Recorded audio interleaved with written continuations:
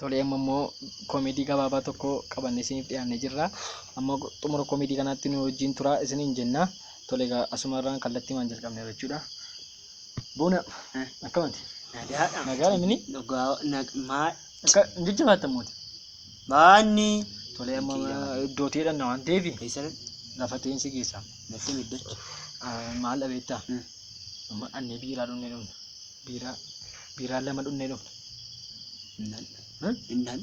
Garuu dhaggeeffadhu. Cabbata. Isa dura waan asitti mu dhaggeeffadhu gaasiiraan. Ilaa ni biiraan namiti namni nurratti baruun qabu maaliif tajaajila dhabeetti hin jireenu namni nurratti baruun qabu waan goonu kamillee namni nurratti beekuun qabu akka amma achi kallattii maan achi dhanna waa tokko akka mun dubbanne nama. Warri ilaalaa jiranis baruun qaban. Isinis baruun qabdi. Isaan ittiin maqaanatti hin dubbatin. Kun viidiyoodhaan waraabaa isa dhiisati isaan rakkinaan qabani. Hin deemna ka. Nan. Bakka. Nanna. Iccitii latte bidi. Eeno. Fidi. Maalo? Keessa kaa iccitii. Laa qabi. Bakka. Kaadhu gaachii marmari.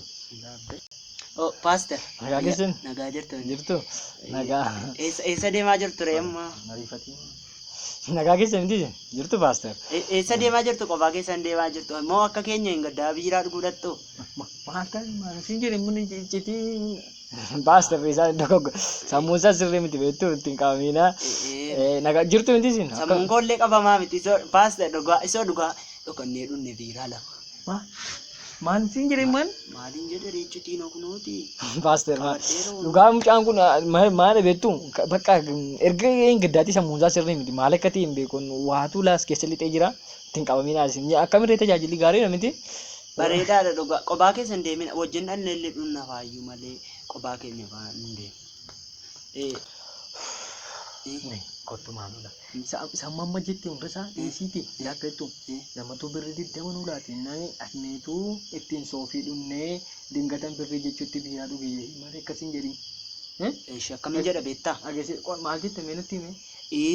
Namatu birrii digdama nu laatee dhaqaati soofii dhugaa nuun jedhee birrii jechuuttan biiraa jedhee garuu akka jedhinaan jedhe inni kuni ani immoo isuma dhugaa biiraa dhugne.